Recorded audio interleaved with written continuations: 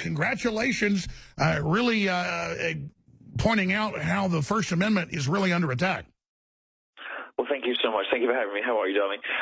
Yeah, I love your introduction music, by the way. It's all very dramatic. It feels like we're in an episode of 300 or something. It's wonderful. No, I've been having so much fun on the college tour right up until, I guess, the West Coast. And then UC Davis, UW Seattle, UC Berkeley, things went dark. And we had the paid, black-clothed anarchists, these well-organized, well-funded anarchists coming in and causing mayhem. And the progressive left refuses to disavow it, refuses to say this is terrible, that people should be allowed to express their views no matter what their views are. It's absolutely terrible for the left. Bring themselves to hold to basic principles. Voltaire, I hate what you say, but I'll defend you're right to say it, whatever. This shows the left that they're most sinister and authoritarian. And that's why my book, as you say, and thanks for bringing it up, is shot to #1. At the top of the Amazon bestseller list. And interestingly, the 3 books at the top of the Amazon bestseller list this morning are The Handmaid's Tale, 1984, and me. And I think it's some indication of how America is feeling about the ruling elite. Absolutely. And now Le Pen is way ahead in the polls. The Brexit's happened. We've got Italy saying no to EU expansion. This is amazing. I mean, I think we've reached a major tipping point, and no matter what George Soros or Nancy Pelosi do, Milo, I don't see them reversing it. No, neither do I. I mean, this becomes a point, beyond which messaging to people through the media and all of the other various bits of the rigged system that were pointed in Hillary's favor in the last election just don't work against the colossal volume of people who are just sick of being lied to and lied about, sick of having their lives ruled over, sick of being ruled over by people who think that they know how we should speak and what we should read and what we should know, how we should express ourselves. People are tired of this now. They're tired of policies that benefit global elites and don't benefit regular people, and they're voting accordingly. And all of the rigging and vote whatever and fake news and all the rest of it, it can't really fight this this global nationalist populist uprising. It's very exciting to watch for those of us, like you and I, who share so many sympathies with people who are voting out of frustration with the elite. Certainly. And then even when Trump comes out and says, I like the Patriots, been friends with the quarterback and the coach and the owner for years, they make it then about white supremacism, even though it's black players that, won the game, along with the... It's just crazy. It just shows how they project their race obsession on everything. That's exactly what happened. These people are obsessed with interpreting the world through the prism of skin color, sexuality, and gender. And they assume everybody else does it like they do. We don't, which is why, the rest of us, and I mean the rest of us, because the social justice contingent, Hollywood, media, the entertainment industry, the academia, and a couple of bozos on Twitter have been exposed as the minority. And for a long time, we were thinking, God, is it just us? There are people sort of sitting at home alone in their bedrooms reading the internet thinking, my God, am I insane? But no, you're not insane. Most people actually think more like you than they think like them.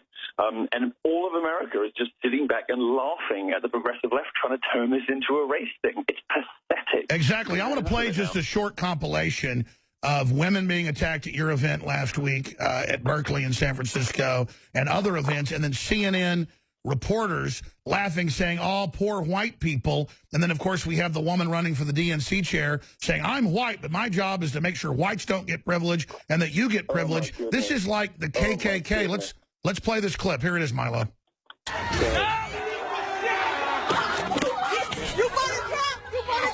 Oh, my goodness. Poor white people. Please, stop.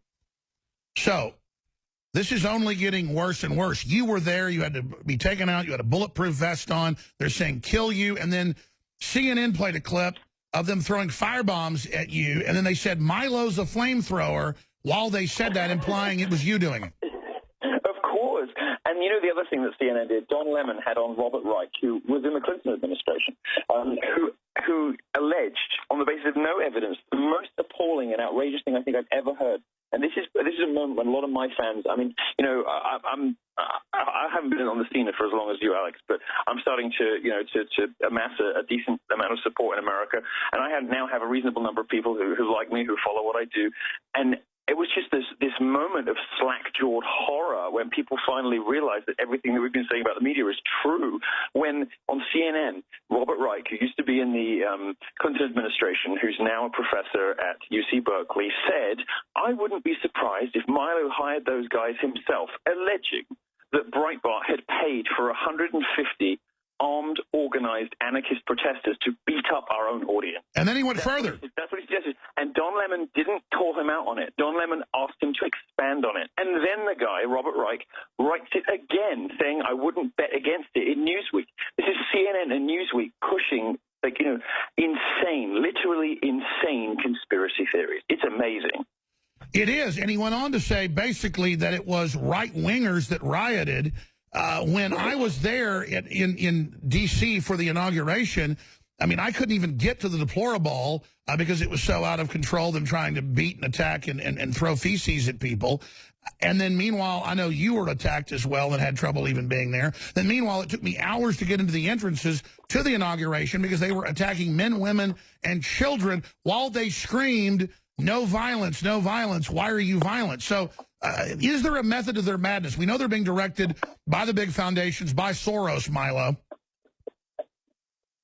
Well, we're trying to find out as much as we can for sure about this. One thing that is certain is that these people, it's the same people. They keep popping up. They're very well funded and well organized, and they appear anytime someone like you or me or Trump, is trying to give a public speech or an event. Now, the thing to say, the thing I actually find more worrying is that the police, particularly on campuses, are adopting a position now of not engaging them. Their position is it's better for a few people to get beaten up, and who knows, sooner or later somebody might get killed, and it's better for a few windows and a few ATMs to get smashed than for them to go in and for there to be, police on protester violence. But we should be calling this stuff what it is. It's domestic terrorism. It is a textbook dictionary definition of domestic terrorism, and we should be honest about what this stuff is, and we should be policing it properly. And, as I said on Judge Jeanine on Fox the other day, Donald Trump needs to immediately withdraw federal funding from colleges like UC Berkeley that refuse to defend. Absolutely. If a university if a university wouldn't let gay activists have an event, or black activists, or Jewish activists, or whoever have an event, or anybody, a ornithologist convention, if you're not letting free speech happen and students have their own events, then that place should have its funding pulled, just like some of the southern universities had theirs pulled. And in closing, in the last 3 or 4 minutes we have left, Milo will expand on Wednesday. We're coming back for a full hour. This is just crazy because the police are being ordered to stand down, just like we learned in other cities. The Obama Justice Administration was ordering stand-downs. They ordered it in D.C. for the inauguration so they could attack people. This is really their bullying tactic, and then they call you and I and Trump bullies. I'd like you to respond to that, and then the courage you have, how you decided to have the courage over and over again when you're getting death threats. You say you're going back to Berkeley. Tell us about that. Of course I am, because these people don't scare me, and they shouldn't be allowed. They should, 100 idiots, whether they have bottles, knives, Molotov cocktails, or whatever, it shouldn't be any match for the First Amendment, so screw them. So, yes, I'm going back to Berkeley for sure sometime in the next, I hope, 2 months. We're going to do a big march. I'm going to invite all my friends down. We're going to, I want the message to be, if you get an event canceled by a conservative or a libertarian or a free-thinking speaker, not only will we come back, but we'll bring our friends, and we'll do speeches every month for the following year. Exactly. We'll bring our friends, we'll bring our security, we'll bring our audiences, and we will have free speech, free thinker, events on your campus every month for a year, and we will convert so many more students over to Donald Trump and to libertarianism and to republicanism and to whatever bit of the ecosystem they hate. We will convert so many more people as a result of your attempt to shut down our speech. You will wish you had never left the house that day.